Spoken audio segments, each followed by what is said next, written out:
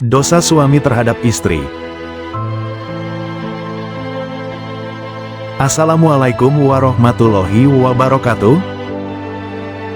Saudaraku, seiman, yang dimuliakan Allah.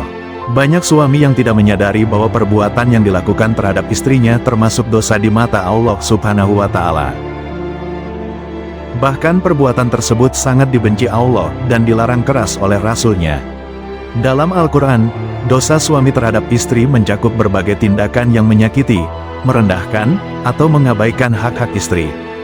Beberapa contoh dosa suami menurut Al-Quran adalah menyakiti istri secara fisik maupun psikis, tidak mempergauli istri dengan baik, menyebarkan rahasia ranjang, serta tidak memenuhi hak-hak istri. Berikut adalah beberapa dosa suami terhadap istri yang disebutkan dalam Al-Quran. 1. Menyakiti istri. Al-Quran mengecam tindakan suami yang menyakiti istri, baik secara fisik maupun psikis. Hal ini dijelaskan dalam surat An-Nisa ayat 19 yang memerintahkan suami untuk bergaul dengan baik kepada istri dan tidak menyusahkannya. 2. Tidak mempergauli istri dengan baik. Suami diperintahkan untuk bergaul dengan istri secara ma'ruf, baik, patut. Ini mencakup perlakuan yang penuh kasih sayang, pengertian, dan penghargaan. Jika suami tidak menyukai istrinya, ia tetap harus bersabar dan mencari kebaikan dalam situasi tersebut. 3. Menyebarkan rahasia ranjang. Suami dilarang menyebarkan rahasia ranjang rumah tangga kepada orang lain. Hal ini merupakan dosa besar karena termasuk membuka aib dan merendahkan martabat istri. 4. Tidak memenuhi hak-hak istri. Suami memiliki kewajiban untuk memenuhi hak-hak istri, seperti nafkah, pakaian, tempat tinggal, dan perlakuan yang baik. Jika suami mengabaikan hak-hak ini, ia telah melakukan dosa. Seperti dijelaskan dalam surat At-Talaq ayat 6, yang artinya, tempatkanlah mereka, para istri, di mana kamu bertempat tinggal menurut kemampuanmu dan janganlah kamu menyusahkan mereka untuk menyempitkan hati mereka.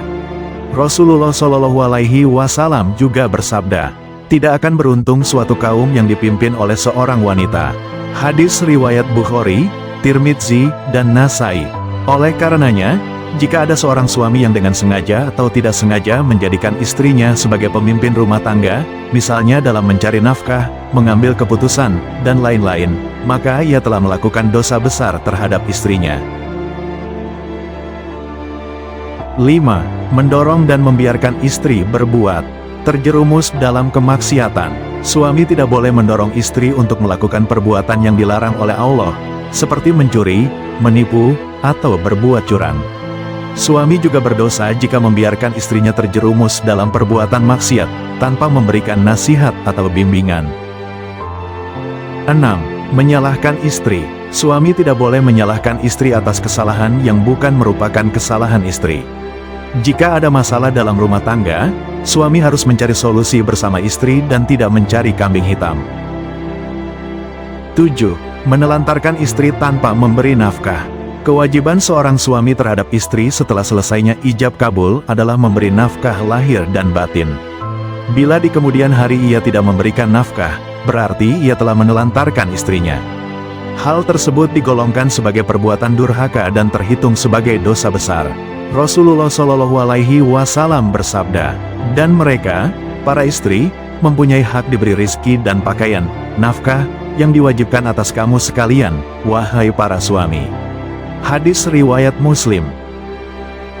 Saudaraku seiman, dengan memahami dosa-dosa suami terhadap istri menurut Al-Quran, diharapkan suami dapat memperbaiki diri dan menjalankan peran dan tanggung jawabnya dengan baik dalam rumah tangga, sehingga tercipta keluarga yang sakinah, mawadah, dan warohmah. Quran Surah An-Nisa ayat 34 menjelaskan, yang artinya, laki-laki, suami, itu pelindung bagi perempuan, istri, karena Allah telah melebihkan sebagian mereka, laki-laki, atas sebagian yang lain, perempuan, dan karena mereka, laki-laki, telah memberikan nafkah dari hartanya. Maka perempuan-perempuan yang saleh adalah mereka yang taat kepada Allah, dan menjaga diri ketika suaminya tidak ada, karena Allah telah menjaga mereka. Perempuan-perempuan yang kamu khawatirkan akan nusyuj, hendaklah kamu beri nasihat kepada mereka, tinggalkanlah mereka di tempat tidur, pisah ranjang, dan, kalau perlu, pukullah mereka. Tetapi jika mereka menaatimu, maka janganlah kamu mencari-cari alasan untuk menyusahkannya. Sungguh, Allah Maha Tinggi, lagi Maha Besar. Demikianlah saudaraku, semoga bisa menginspirasi dan memotivasi kita untuk menjadi sebagai seorang muslim yang baik. Kesempurnaan hanya milik Allah semata. Jika ada yang buruk atau tutur kata yang tidak berkenan, datangnya dari diri saya pribadi selaku manusia. Mohon maaf atas kekhilafan. Semoga Allah Subhanahu wa Ta'ala membimbing kita semua ke jalan yang benar. Subhanallah. Wassalamualaikum warahmatullahi wabarakatuh.